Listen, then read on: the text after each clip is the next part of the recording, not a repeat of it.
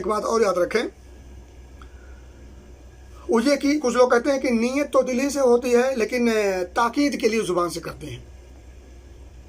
मेरे भाइयों दोस्तों, जिस चीज़ को उलमा बिदात कहें उस चीज़ के ज़रिए से आप ताकीद करें। जो अमल आप अल्लाह की रज़ा की खातिर करें, नबी अकरम सल्लल्लाहु अलैहि वसल्लम की सुन्नत के मुताबिक करें, उस रज़ाए इलाही की खातिर नबी अकरम सल्लल्लाहु अलैहि वसल्लम की सुन्नत के मुताबिक करने वाले अमल को बिदअत से शुरुआत करेंगे। कहाँ के खबर? मतलब सोचें, एक बेहतर अमल है, रब की रज़ा जिससे मतलूब है, नबी अकरम सल्लल्लाहु अलैहि वसल्लम की सुन्नत के ऐन दायरे में जिसे करना है, क्योंकि दोनों चीज़ें शर्त हैं। इन दोनों शर्तों को मलहूज रखते हुए आप एक सुनहरी अमल करने जा रहे हैं, और शुरुआत कहाँ से कर रहे हैं? बिदअत से। मेरे भाइयों दोस्तों, आप दिन भर रोज़ा रखें, और रोज़ा रखने के बाद जब इफ्तार का वक्त आए तो इफ्तार करने के लिए आपके पास अगर खजूर नहीं है, आपने हदीस सुन रखी है कि खजूर से इफ्तार करना ज़्यादा मुनासिब है। आपके पास खजूर नहीं है और हदीस में है खजूर ना तो पानी से कर लें, लेकिन आपने कहा खजूर से अगर करेंगे तो ज़्यादा बेहतर है, और आपके पास खजूर नहीं तो आप पड़ोसी से खजूर चुरा के ले जाएँ, चलेगा। दिन भर रोज़ा रखें और इफ्तार करें तो चोरी की खजूर से, क्योंकि खजूर से करना सुन्नत है, ज़्यादा फ़ायदा है। या थोड़ा सोचा करें, कुछ अकल भी लगाएं।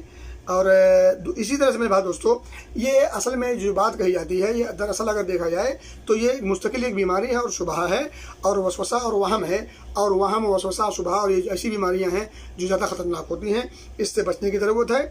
और अगर ये ताकीद ज़रूरी था तो नबी अकरम सल्लल्लाहु अलैहि वसल्लम इस पर ज़रूर अमल कर दे, सहाबा को उस पर अमल के लिए उभार दे।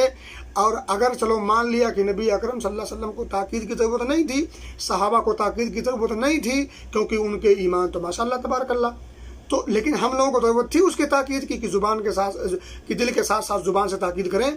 तो नबी अकरम सल्लल्लाहु अलैहि वसल्लम को बताना चाहिए था कि देखो, हम और सहाबा, इनके ईमान की पुख्तगी की वाज़ेह अलामत है, अल्लाह इनके ईमान से राज़ी है, लेकिन आप लोगों के ईमान का मामला ज़रा कमज़ोर है, तो आप लोग ज़ुबान के साथ, दिल के साथ साथ ज़ुबान से भी नियत कीजिएगा, ताकि ताकीदी पहलू गालिब रहे। मेरे दोस्तों, ये भी नबी अकरम सल्लल्लाहु अलैहि वसल्लम पर एक तरह का बड़ा संगीन एतराज़ है जो मुनासिब नहीं है। और तीसरी बात याद रखें कि नाकाबिले एतबार शय का कोई एतबार नहीं होता। जब आपको पता है कि अगर ज़ुबान आपने दिल से नीयत की, ज़ुबान से भी नीयत की, ज़ुबान और दिल की नीयत में टकराव पैदा हो गया, तो टकराव की सूरत में ज़ुबान का एतबार नहीं होता बल्कि दिल का एतबार होता है। जिस चीज़ का एतबार ना हो उस चीज़ को करने की ज़रूरत क्या है? और हिदाया की वो इबारत ज़रा सामने रखा, वह अम्मद ज़िक्र बिल्लिसान फला मुतबरुम भी, ज़ुबान से ज़िक्र करना इसका कोई एतबार नहीं। जो चीज़ काबिल एतबार ना हो उस चीज़ को करने की ज़रूरत क्या है?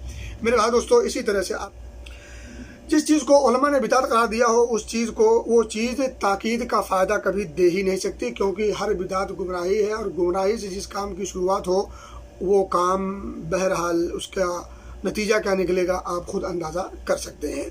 इसी तरह से मेरे भाइयों और दोस्तों, एक शुबहा और है। कुछ लोग कहते हैं कि हज और उम्रे में नबी अकरम सल्लल्लाहु अलैहि वसल्लम ने नियत करना सिखलाया है।